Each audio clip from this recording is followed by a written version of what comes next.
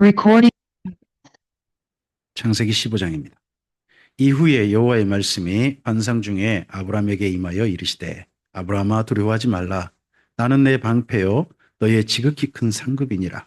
아브라함이 이르되 주 여호와여 무엇을 내게 주시려 하나이까. 나는 자식이 없사오니 나의 상속자는 이 다메섹 사람 엘리에셀이니이다. 아브라함이 또 이르되 주께서 내게 씨를 주지 아니하셨으니 내 집에서 길린 자가 내 상속자가 될 것이니이다. 여호와의 말씀이 그에게 임하여 이르시되 그 사람이 내 상속자가 아니라 내 몸에서 날 자가 내 상속자가 되리라 하시고 그를 이끌고 밖으로 나가 이르시되 하늘을 우러러 무뼈를 셀 수 있나 보라. 또 그에게 이르시되 내 자손이 이와 같으리라. 아브라함이 여호와를 믿으니 여호와께서 이를 그의 의로 여기시고 또 그에게 이르시되 나는 이 땅을 내게 주어 소유를 삼게 하려고 너를 갈대아인의 우르에서 이끌어낸 여호와니라. 그가 이르되 주 여호와여 내가 이 땅을 소유로 받을 것을 무엇으로 알리이까. 여호와께서 그에게 이르시되 나를 위하여 3년 된 암소와 3년 된 암염소와 3년 된 순양과 산비둘기와 쥐비둘기 새끼를 가져올지니라. 아브라함이 그 모든 것을 가져다가 그 중간을 쪼개고 그 쪼갠 것을 마주 대하여 놓고 그 새는 쪼개지 아니하였으며 솔개가 그 사체 위에 내릴 때에는 아브라함이 쫓아더라. 해질 때에 아브라함에게 깊은 잠이 임하고 큰 의감과 두려움이 그에게 임하였더니 여호와께서 아브라함에게 이르시되 너는 반드시 알라. 내 자손이 이방에서 객이 되어 그들을 섬기겠고 그들은 400년 동안 내 자손을 괴롭히리니 그들이 섬기는 나라를 내가 징벌할지며 그 후에 내 자손이 큰 재물을 이끌고 나오리라. 너는 장수하다가 평안히 조상에게로 돌아가 장사될 것이요 내 자손은 4대 만에 이 땅으로 돌아오리니 이는 아모리 족속의 제약이 아직 가득 차지 아니함이니라 하시더니 해가 져서 어두울 때 연기 나는 화로가 보이며 타는 횃불이 쪼갠 고기 사이로 지나더라. 그날에 여호와께서 아브람과 더불어 언약을 세워 이르시되 내가 이 땅을 애굽 강에서부터 그 큰 강 유브라데까지 내 자손에게 주노니 곧 겐 족속과 그니스 족속과 간몬 족속과 헷 족속과 브리스 족속과 루바 족속과 아모리 족속과 가나안 족속과 기르가스 족속과 여부스 족속의 땅이니라 하셨더라. 아멘. 성탄을 기념하는 주간입니다. 그 기념하는 주간 가운데 예수님께서 우리에게 오셨을 때 예수님 자신을 가리키는 여러 가지 표현들을 말씀하셨습니다. 예수님께 때때로는 목자라 그러셨습니다. 나는 선한 목자다. 그렇게도 말씀하시고요. 또 우리를 양이라고 말씀하시면서 자기는 또 우리라고 그랬습니다. 우리. 그러니까 양들의 거할 집 그런 우리가 된다라고도 하기도 하셨습니다. 또 예수님 자신은 빛이고 생명이고 진리고 부활이고 길이 되신다 그러기도 했습니다. 그런 가운데 예수님께서 이런 말씀하셨습니다. 자신을 가리켜서 겨자씨 한 알이라고 그러시고요. 다른 말로 밀 한 알이라고 하십니다. 여기 줄을 넣어놓으시고 요한복음 12장 24절을 좀 보실까요?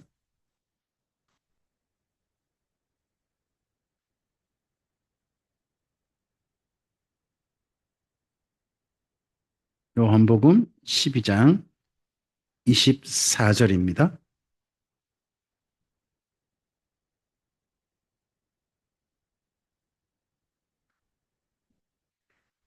네, 함께 읽겠습니다. 내가 진실로 진실로 너희에게 이르노니 한 알의 밀이 땅에 떨어져 죽지 아니하면 한 알 그대로 있고 죽으면 많은 열매를 맺느니라 하셨습니다. 여기 한 알의 밀이 바로 예수님 자신을 가리키는 표현인 게 앞뒤를 보면 보입니다. 앞뒤를 보면 그래서 예수님께서 이 땅에 태어나신 까닭은요. 한 알의 밀로서 죽기 위함이라는 겁니다. 밀을 죽일 때는요. 두 가지가 있습니다. 하나는요. 그걸 가루를 냅니다. 가루를 내면 먹거리가 되죠. 또 다른 밀을 죽이는 방법이 있습니다. 그게 뭐냐 그러면 땅에 심는 겁니다.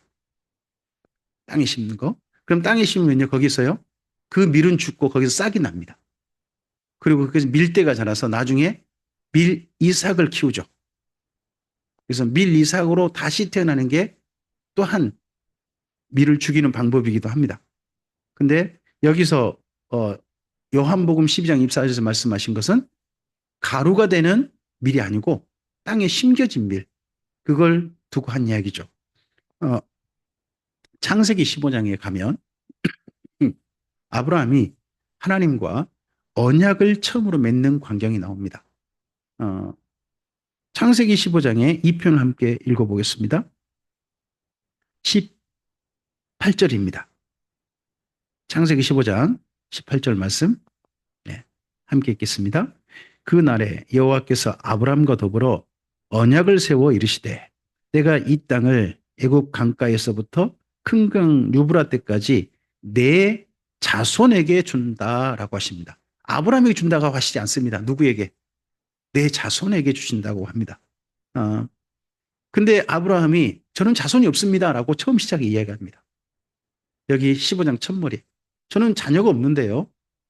사실 아브라함과 사레 사이는 아이가 없었습니다. 이때 정도에. 그때 나이가 80세가 넘은 그런 나이인데 두 사람 사이에 아이가 없었어요. 그러니까 다메섹 사람 엘리에셀이라는 이 자기 집에 그 제일 믿을 만한 뭐 청지기 그런 한 사람을 데리고 와가지고 하나님께 이 사람을 저희 후계자로 삼으면 어떻겠습니까? 하고 지금 선보이는 날입니다. 앞으로 좀 가볼까요? 2절입니다. 2절 읽겠습니다. 아브라함이 이르되 주 여호와여 무엇을 내게 주시려 하나이까? 나는 자식이 없사오니 나의 상속자는 이 다메섹 사람 엘리에셀이니이다. 그러면 아브라함이 지금 하나님과 만나고 있는 장면이 15장인데 혼자 온 게 아니라 다메섹 사람 엘리에셀을 데리고 와가지고 하나님과 지금 만나고 있었다라고 우리가 충분히 짐작되는 장면입니다. 그럴 때 하나님께서 그 사람 아니고 네 몸에서 날짜가 바로 너의 후손이다 합니다. 근데 아브라함은 하나님께 자기 솔직한 형편을 말씀드리죠. 3절 읽어볼까요? 아브라함이 또 이르되 주께서 내게 씨를 주지 아니하셨으니 내 집에서 길린 자가 내 상속자가 될 것임이다 합니다. 그러니까 자기 자식이 없으니까 자기 집에 있는 다른 사람이 이 모든 것들을 물려받게 되는 거 아니겠습니까? 하고 합니다. 근데 하나님께서 아니다. 내 상속자가 아니라 내 몸에서 날짜가 내 상속자가 될 것이다. 라고 하시는 말씀이 있죠. 4절 말씀 함께 읽어볼까요? 여호와의 말씀이 그에게 임하여 이르시되 그 사람이 내 상속자가 아니라 내 몸에서 날짜가 내 상속자가 되리라 합니다. 내 몸에서 날짜. 여기가 앞서 3절과 연결한다면 3절에서는 뭐가 되겠습니까? 내 몸에서 날짜가 3절에서 내 씨가 됩니다. 내 씨. 이 씨앗. 이걸 신약 성경에서 계속해서 예수님과 연결해서 말씀합니다. 아브라함의 후손으로 예수님이 오시거든요. 사실 이때 직접 아브라함의 후손은 누굽니까? 이삭입니다. 아브라함의 아들은 이삭이죠. 근데 이삭이 아니고 사실은 이삭은 나중에 오실 예수님을 상징하는 그런 의미가 됐죠. 그런 의미가 됐고 직접 태어난 아브라함이 직접 아들이고 하지만 하나님께서 말씀하신 내 씨앗은 그보다 훨씬 더 멀리 계시는 예수님이십니다. 예수님의 자손, 예수님으로 비교되는 그 자손이 이런 일을 한다는 겁니다. 예수님으로 말씀되는 아브라함의 자손이 13절부터 좀 읽어볼까요? 13절부터 14절까지 여호와께서 아브라함에게 이르시되 너는 반드시 알라 내 자손이 이방에 객이 되어 그들을 섬기겠고 그들은 400년 동안 내 자손을 괴롭히리니 그들이 섬기는 나라를 내가 징벌할지며 그 후에 내 자손이 큰 재물을 이끌고 나오리라 합니다. 이때 이 자손이 누가 됩니까? 이때는 출애굽 때 이스라엘 민족이 됩니다. 근데 출애굽 때 이스라엘 민족이 여기까지는 아닐 수 있는데 그 다음에 이들이 또 어마어마한 민족이 될 것이다 하는 말씀이 그다음 17장에 가면 또 이제 연결해서 나오긴 합니다. 이 하나님께 주신 약속이 누구로부터 출발되냐? 씨입니다. 씨. 그 씨가 거기로 가면 이삭이 되는 거고 하지만 하나님께서 여기 창세기 15장에 말씀하신 씨는 궁극적으로는 최종적인 씨앗 중의 씨앗은 예수님이 되시는 겁니다. 그래서 예수님으로 말미암아 시작되는 하나님의 나라 이 부분을 오늘 우리들이 좀 생각해 볼 겁니다. 아브라함의 직접적인 혈육의 씨앗에겐요, 가나안 땅이 약속되어졌습니다. 그렇게 이렇게 시작될 거로. 그런데 예수님으로 말미암아 시작되는 아브라함의 후손들은요, 이 땅에 뭐 어디 아파트라든지 어디 저쪽 넓은 땅이라든지 그런 거 약속받지 않았습니다. 우리에게 약속하신 땅은 새하늘 새 땅의 새 예루살렘 성이 됩니다. 하나님과 영원히 거할 그곳이 됩니다. 그곳을 상속받을 자로 오늘을 살고 있다 그래서 신약 성경에서 성도들을 가리켜서 계속적으로 표현하는 말이 하나님의 유업을 이을 자 이 표현을 계속 씁니다. 혹시 유업을 언제 받죠? 언제 상속받죠? 유업은? 앞서 계신 분이 죽어야 그다음 물려받는 거죠. 이런 이야기 해서 좀 죄송할 수도 있는데 나주집은 나중에 누가 물려받으세요? 이미 그렇게 약속됐군요. 네네네. 정돈 됐군요. 네. 그런 유업이죠. 근데 하나님은 사실 죽으실 일이 없잖아요. 그러면 누가 죽어야 되는 거냐? 하나님 죽는 게 아니라 우리가 죽는 거예요. 우리가 죽고 우리가 영원한 사람으로 태어나서 그 다음 생명으로 이어가는데 그 출발이 바로 예수님이라는 씨앗으로 출발된다는 겁니다. 그 출발된 날을 기념하는 것이 시작된 날을 기념하는 것이 바로 성탄 기념입니다. 예수님의 탄생을 기념합니다. 근데 잘 생각해 보면 예수님은 이 땅에 오셔서 자기의 사명을 다 완수하셨습니다. 다 이루셨습니다. 그럼 실제로 태어날 할 사람들은요, 예수님이 아니라 우리들입니다. 이제 우리들이 주님 안에 새롭게 태어나서 주님 안에 새로운 삶을 주께서 허락하신 기간까지 우리는 사는 겁니다. 한 가지 우리가 늘 기억해야 됩니다. 우리는 다 시한부를 살고 있는 겁니다. 우리가 알지 못하는 것 뿐이죠. 우리 인생의 날이 어디까지 이를지, 어디까지 가면 내 인생이 끝날 줄 우리는 알지 못합니다. 갑자기 인생의 날이 마감될 수도 있죠. 그런가 하면 모든 사람들이 이때 정도면 이별하겠구나, 헤어지겠구나 싶어서 이따가 그렇게 가기도 합니다. 얼마 전에 산청에서 한 분이 제가 너무 잘 알았던 분, 저하고는 좀 어느 정도 익숙한 안면이 있는 분이 주님 품으로 안기셨습니다. 그분은 갑자기 주무시다가 갑자기 가셨어요. 어떻게 보면 그분에게는 너무 큰 은혜인 것 같습니다. 근데 가족에게는 갑작스러운 일이어가지고 너무 그러했죠. 어, 우리 교회 다니시다가 하나님 품에 안기신 윤순례 집사님이라는 분이 계십니다. 그분 우리 교회가 이쪽으로 이사 올 때 저쪽 하남의 월곡동에 사셨거든요. 근데 날마다 그 할머니들 예전에 그 여기저기 그 버스 타고 가셔가지고 일하고 가시는 그런 할머니 중에 그런 일을 하셨어요. 그 연세 많으신 분이. 그런 일을 하시다가 그런 일 하시면서 모든 돈으로요. 그 손자, 손녀들 그 납부금 하라고 주기도 하시고요. 근데 그분이 이쪽으로 우리 교회가 올 때, 선생님 그분이 100만 원을 헌금을 했어요.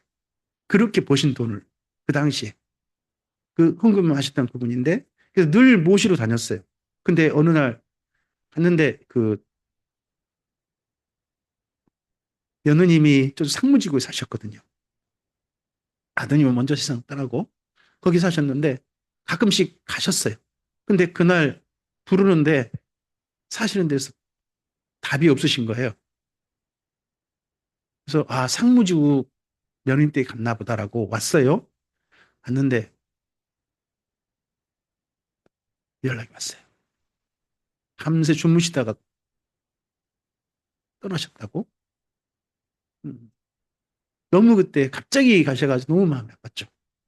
어, 우리에게 오신 분 중에는 갑자기 이렇게 가신 분도 있고 또 한참 함께 이별을 준비하다가 가신 분도 있습니다. 우리의 가는 길은 어떨지 모릅니다. 하지만 분명한 것은 예수님 안에 태어나서 그 다음에 우리의 생명은 하나님 안에 새롭게 덤으로 살고 있다는 겁니다. 덤으로 사는 기간 동안 예수님께서 하신 일들이 우리에게 일이 되었으면 좋겠습니다. 후손이 오셔서 예수님께서 오셔서 이 땅에서 괴로움 당하셨습니다. 우리도 괴로움은 마땅히 겪어야 할 겁니다. 근데 어떤 괴로움을 겪어야 합니까? 우리가 겪어야 될 괴로움은 베드로 사도가 말합니다. 우리는요, 그냥 우리가 잘못돼서 겪는 그런 어려움 겪지 말고 착한 일 하다가 억울하게 당하는 그런 괴로움은 우리가 기꺼이 받자 합니다. 괴로움은 피할 수 없습니다. 하지만 괴로움은 선택할 수 있다는 겁니다. 어떤 괴로움을 받을 거는 선택할 수 있다는 겁니다. 그리고 두 번째는 예수님께서는 이 땅에 오셔서 이 땅의 사람들을 하나님 품으로 돌리셨습니다. 죄에 팔린 사람들을 하나님께 돌리셨습니다. 이 땅을 정복해 가시는 겁니다. 그게. 우리들도 우리의 삶을 통하여서 우리 사랑하는 사람들을 하나님께로 이끄는 그 정복의 일을 해야 됩니다. 죄에 팔려서 마귀와 함께 영원한 불못에 들어갈 사람들을 주님께로 이끌어드리는 주님 품으로 인도하는 이 제사장의 일을 세상을 정복해 가는 일을 우리는 해야 됩니다. 죽음에 쌓여있는 이 세상을 혼돈 가운데 있는 이 세상을 하나님의 생명으로 끌어들이고 생명을 확장하는 일들을 우리는 해야 합니다. 그리고 하나님과 영원한 언약이 이때 주어졌습니다. 아브라함의 언약. 그런 것처럼 우리를 통하여서 사랑하는 사람들이 예수님과 만나는 새로운 언약, 새 언약의 삶으로 살도록 우리가 초대해야 됩니다. 우리가 하나님과 맺은 그 새롭게 사는 삶, 그 삶으로 함께 약속한 사이로 함께 걸어가야 됩니다. 약속은 오늘도 있고 그리고 내일도 있습니다. 내일까지, 우리가 보이지 않는 내일까지 하나님께서 보장하시는 그 약속 가운데로 살도록 주님의 사람들을 우리를 통하여 하나님 안에서 새롭게 태어나게 해야 될 것입니다. 주께서 우리에게 기꺼이 씨앗으로 오셨습니다. 씨앗으로 오셔서 우리 가운데 태어나셔서 자신을 기꺼이 죽이셔서 우리가 새롭게 태어나게 해주셨습니다. 그렇다면 이 성탄을 기념하면서 예수님께서 태어나심만 함께 기뻐할 게 아니라 우리가 태어남을 아울러 기뻐하고 우리를 통하여서 사랑하는 사람들이 주님 안에 새롭게 태어날 것을 함께 기뻐하고 그런 일들에 힘쓰는 우리 모두였으면 좋겠습니다. 주의 선하신 은혜가 이 성탄 기념에 우리 모두에게 가득하기를 주님의 이름으로 축복합니다. 하나님 아버지, 주께서 허락하신 말씀을 가슴에 담습니다. 아브라함에게 아무것도 없었던 아브라함에게 그 몸에 자녀가 없었던 아브라함에게 자녀를 약속하시고 씨앗을 약속하시고 그를 통하여서 나라를 이루고 민족을 이루고 그리고 하나님의 새로운 땅을 차지하게 될 것을 약속해 주셨습니다. 아브라함은 그것을 믿어줬고 그 믿어진 아브라함의 믿음을 하나님은 의롭다 여기셨습니다. 오늘 우리들에게도 예수님 안에서 새로운 삶으로 하나님께서 초대해 주셨습니다. 죄에 팔린 우리들을 발견하게 하시고 하나님 품으로 하나님께서 새롭게 인도하시고 옮겨주시는 하늘의 삶으로 우리 자신이 옮겨질 것을 감격하고 예수님 안에 새로운 삶으로 여기까지 걸어올 수 있게 해주셔서 감사합니다. 주님 안에서 그러한 삶으로 여기까지 살 수 있게 해주셨사오니 예수님께서 하신 일들을 우리들도 모범으로 삼게 하옵소서. 주님께서 오셔서 기꺼이 고난당하셨습니다. 우리도 고난당하되 나쁜 일 하다가 당연히 당할 고난이 아니라 착한 일 하다가 억울한 일 겪는 그런 고난이라면 기꺼이 감수하는 고난을 선택하는 우리에게 하옵소서. 그리고 또한 주님 안에서 우리의 삶을 살되 우리들로 말미암아 이 땅들이 죽음에 휩싸이는 이 땅이 생명으로 정복되어지는 생명이 확장되어지는 일들이 우리의 삶을 통해 나타나게 하옵소서. 사람들이 점점점 악해져 갑니다. 그런 세상 가운데 우리들로 말미암아 우리 주변이 좀 더 착해지고 좀 더 하나님 안에 서로 사랑하고 좀 더 따뜻해지는 그런 일들이 있도록 우리의 삶이 사용되게 하옵소서. 그리고 하나님과 약속 맺은 삶으로 한결같이 걸어가되 이 약속 가운데 함께 걸어갈 이들을 초대하고 함께 손잡은 이들이 함께 예수님 안에 태어난 이들이 앞으로도 점점점 많아지게 하옵소서. 함께 이 길을 기쁨으로 걸어가서 약속 받은 자답게 약속의 성취에 이르는 우리 모두에게 하옵소서. 주의 성탄을 기념할 수 있어서 감사합니다. 그러한 우리들에게 하나님께서 예수님 안에서 새롭게 태어난 우리의 삶 또한 기념해 주실 줄 믿습니다. 주께 감사하오며 예수님 이름으로 기도합니다. 아멘.